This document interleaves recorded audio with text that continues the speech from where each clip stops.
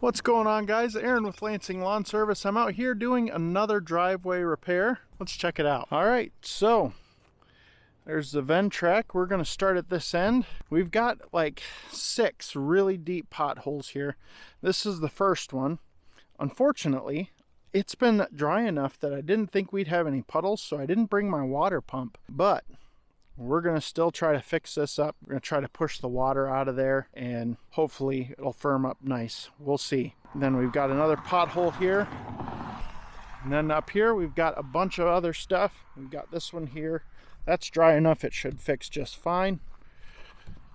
And we're going to bring some of the aggregate from up front there. We're going to bring it down and fill these in here a little bit. A lot of times when you get these potholes, though, what happens is the gravel just splashes up and it mounds up here. So we'll just push that stuff off to the side. We'll move the gravel around. We'll get this stuff all filled in. So I have something else I want to show you too that was tragic on the way here. Yeah, so this happened on the way here. I didn't even notice. I looked in my mirror and just check the tires. Yes, these tires were kind of bald. Not super bald, but kind of bald. And yeah, this one blew. And apparently I need to redo a bearing because, listen. Yeah, so that's not good. What I will probably do is talk to the client here, or the customer, see if maybe I can back my trailer into the lawn when I'm done with this driveway. Go get a tire and then come back. That's probably going to be the best thing for me to do. I'll actually probably buy 2, so because we'll just replace the other one on the other side too. So I think that's what we'll do. Since we're here, we're just going to do the driveway. Then I will check with him, see if I can just park it in the grass for, 30 minutes or whatever.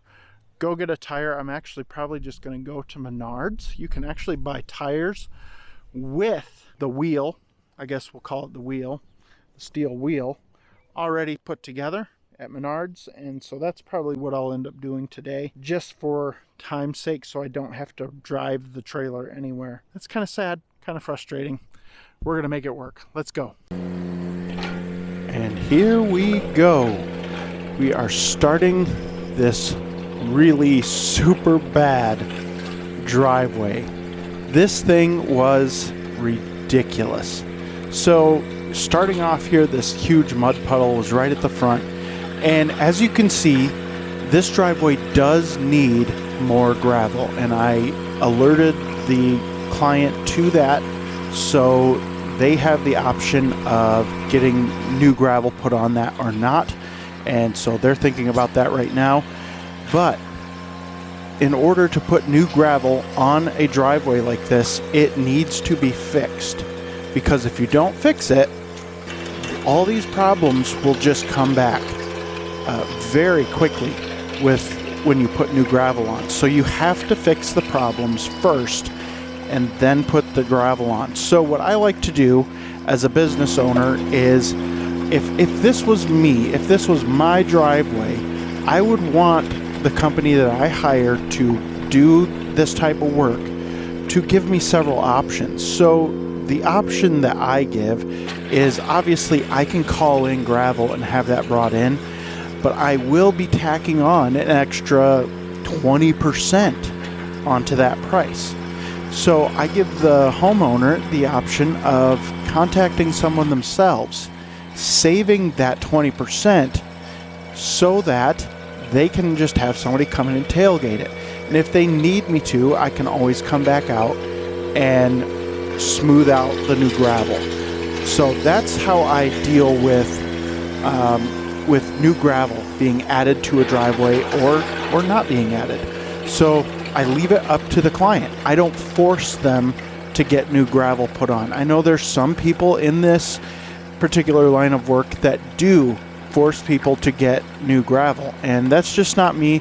If somebody doesn't have the money to do that, I still want to come in and repair the problems, right? Repair the problems, get it to where, yes, the driveway is still going to hold water on the edges, because obviously they need new gravel. But it will take care of those potholes in the middle of the driveway. The crown is improved, so some of those problem areas are taken care of. Now they can bring that gravel in if they want to. If they don't want to, that's fine. They'll just end up having to call me again within the next few, let's say 8 months, because the problems will start to accumulate again, and not in the same areas, because those have been fixed with the improvement of the crown and things like that. But the potholes could start opening up back at different places. So that is what it is. That's how I deal with it. I love this shot right here because it shows just how much gravel the Ventrac actually moves at one time. And you can see how that gravel lays over the top of the drum there. It's very, very satisfying to watch, and it just does an amazing job. Now here you're going to see that this side is where that huge mud puddle was, and it was very low compared to the other side. As I was saying in the intro of the video, that you kind of get these ridges built up in the driveway with gravel splashing out of these holes when you drive through them. That's what happened here. It's a very high ridge. It's about 10 inches. And so I am trying to push aggregate into that low area. And it took a long time. I didn't put all of that into the video because it would make the video way longer than it already is. And so you push that gravel into that area, and that builds it up, and then you can take the Ventrac and you can smooth that out. I went over this area so many times, just working it up, getting that gravel worked up so I could move it over into that low area and build that up so at least the two edges were even, and then I can crown it. At the end, when all the repairs are done, that's when I smooth out the driveway and I put a crown on. I push everything to the middle of the driveway so it makes that nice rounded driveway, and it's not super steep, but it's a good grade for a crown, and it makes that water run off. Now, something that I also experience with using the Ventrac, and you probably get this effect with a box blade as well, is that when you rip up the driveway like this, it loosens up that gravel, and the water actually drains much better for quite a while off of the driveway after this is done. Now, it's not obviously going to last forever. No driveway repair is ever going to last forever. We can see that with roads, we can see that with driveways, we see that with everything. With gravel, you will always eventually get potholes, especially in Michigan because of the freeze-thaw, the rain, the water, all that stuff. It depends on how fast you drive on it. All of that stuff factors in to whether you're going to get potholes faster or slower, but you will always get potholes in gravel. So this service is always going to be needed at some point.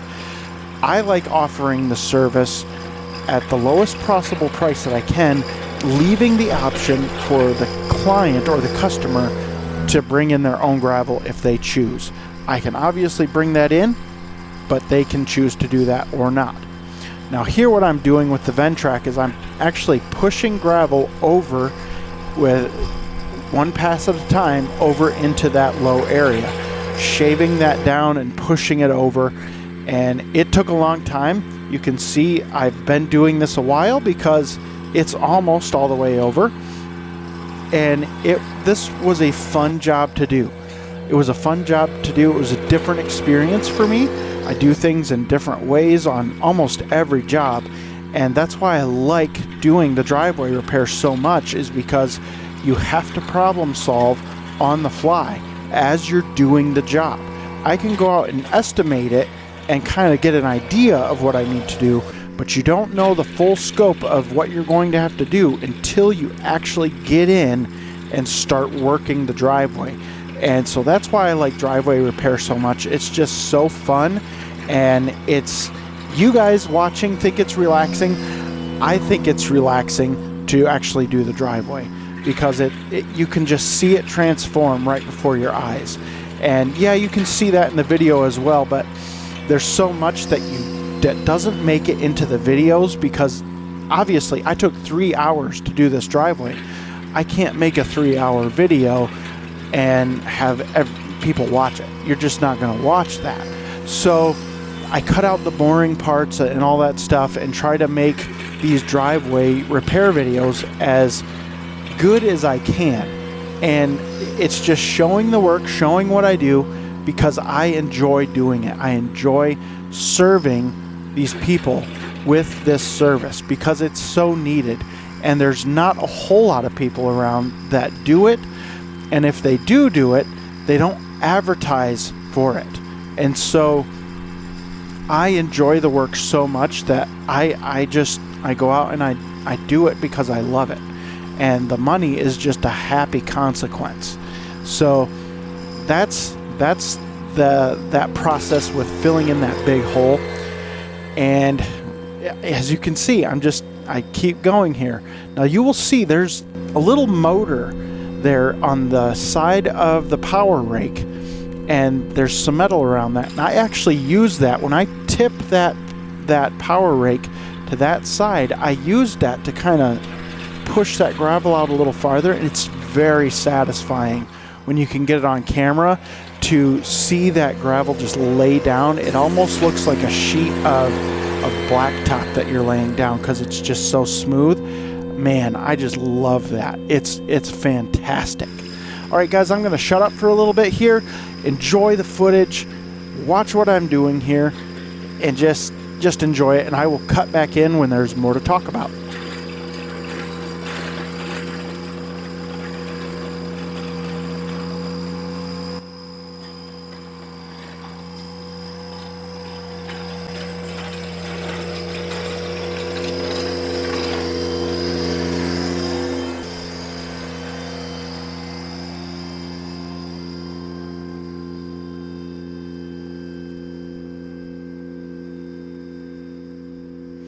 So you might be wondering why I don't have the dual wheel kit on. So if you didn't know, if this is your first time seeing a Ventrac, Ventracs have the capability of running duals on all 4 tires. So I do have the dual wheel kit, but for driveways, many times the sides of the driveway are higher than the main part of the driveway. And so to run the duals on that, your Power Rake doesn't get down in the edge like it should. And those wheels stick out farther past the Power Rake. And so my one tire would be riding on the edge of the grass there as I'm trying to get that edge of the driveway. And so that's why I don't run duals all the time. There are some driveways that I can run them, but by and large, I do have to run the single wheel setup because it works better. The Power Rake is out farther. I can get into those edges. Now look at, I hope you just saw that. That is the power of the Ventrac, is it articulates in every direction. And so this is a very bumpy part of this driveway, and you can see how it just wobbles back and forth as it goes down into those potholes. But the Power Rake, for the most part, stays flat, and that's the articulating design of the Ventrac. And that's why I left this clip in, is because it shows off why people love the Ventrac so much. So what I'm doing here is I'm actually running the teeth in reverse, and I'm pulling the gravel back, and I've got the drum set very deep so I can go all the way down to the bottom of the potholes and break up the pothole structure, because these potholes were very deep. So I needed to go down deep, pull those back, and work those potholes up.